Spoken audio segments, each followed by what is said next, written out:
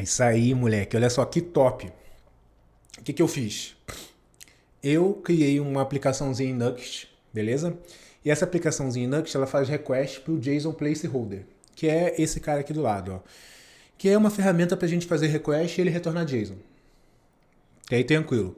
Então, o que essa aplicação Nuxt faz ela está fazendo um request HTTP para lá e renderizando aqui. E aí, se eu clico num link, ele abre a rota com o post com o ID que eu coloquei, certo? Muito simples, muito tranquilo. Só que aí eu tenho aquele negócio, né? Se eu pegar o conteúdo aqui, ó, vou dar um Ctrl C e ver o page source, né, que é como o Google enxerga essa aplicação, e der um Ctrl F, a gente não acha nada. Isso por quê? Porque isso aqui é um melhor case para poder explicar a diferença entre SPA e SSR, né? Então, com o Server-Side Rendering, ele vai renderizar, vai fazer toda essa requisição no back-end e já cuspiu o HTML para mim, né? Hoje, qualquer framework faz isso. O Next faz, o Remix faz, qualquer framework SSR consegue resolver esse problema. Mas eu vou mostrar para vocês como o Nuxt consegue resolver isso aqui de uma forma muito simples, beleza? Então, esse código aqui, ele é basicamente isso aqui. Então, eu tenho um index, minha rota principal, e o detalhe do post com o ID passado por URL. Então, no index, eu faço a requisição, tá vendo? Eu tenho uma função que faz a requisição e chama essa função quando a aplicação é montada, quando o componente é montado. Então, essa chamada é feita no client-side. E quando ele faz essa chamada, eu coloco ali na variável e faço a renderização dos meus posts. E a mesma coisa aqui para o detalhe do post, né?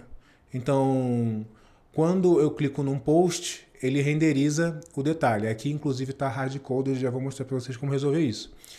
Então, aqui está a renderização do post, do detalhe, e aqui está a listagem, beleza? Então, vamos usar o detalhe como case. O detalhe também tem o mesmo problema. Se eu der um Ctrl F aqui, ó, View Page Source, Ctrl F, não consigo achar nada. Então, como é que eu faço para isso aqui ficar indexável?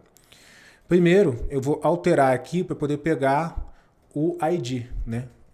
E aí, como é que eu pego o ID? Eu venho aqui e uso um hook de rota, use route, e passo aqui para o meu ID. Então, route.params.id. Então, agora eu tenho o ID. Se eu mudar o ID, ele muda o post, beleza? Vou deixar no 1 aqui, só que se a gente der um Ctrl F, ele ainda não está sendo indexável.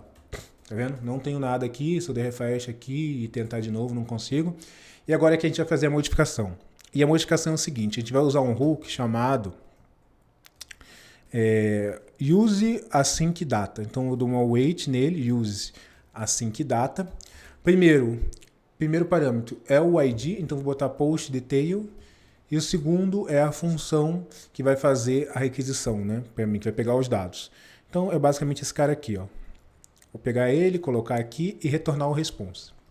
Beleza? Então essa função aqui, ela vai ser executada no back-end, esse use async data. E agora eu posso apagar todo o resto aqui. Apago esse cara, e aqui ele vai me retornar. Ele me retorna várias coisas, né? Mas o que vai importar pra gente é o pending, que é tipo o loading, e o data, que eu vou renomear para uma variável post. Beleza? Aí eu posso apagar esse cara aqui, posso apagar esse cara aqui. E aqui embaixo trocar também o loading para pending, né? Porque eu estou usando agora aquela variável ali que eu podia renomear, mas vai ser pending mesmo. E aí quando eu salvar isso aqui e voltar aqui, ele continua funcionando. Olha só, vou dar um refresh na página, ele continua funcionando tranquilamente. Agora se eu vir no page source e dar um refresh e tentar pesquisar, agora o conteúdo veio. Então isso aqui está sendo renderizado no server-side. Beleza? Então é basicamente isso que é o Use Async Data. Ele permite você fazer SSR sendo de uma forma muito simples, né? Tem dois Use Async Data, tem esse e o Lazy, que eles têm basicamente a mesma assinatura. Então só chamando o Lazy ali, ele também funciona. Então tá vendo? Ele funciona. E a principal diferença de um para outro é que o Use Async Data ele vai bloquear a renderização e o Use Lazy Async Data não. Então tem casos e casos, depende do caso de UX e UI que você quer fazer. Mas os dois fazem a mesma coisa, inclusive os dois são a mesma assinatura. Então, muito simples, como você pode ver. Se eu abrir aqui lado a lado, e com certeza tirar minha cara daqui, vocês vão ver que a mudança para poder ele ficar SSR, né, para ele ficar renderizado pelo server-side, é muito fácil, né?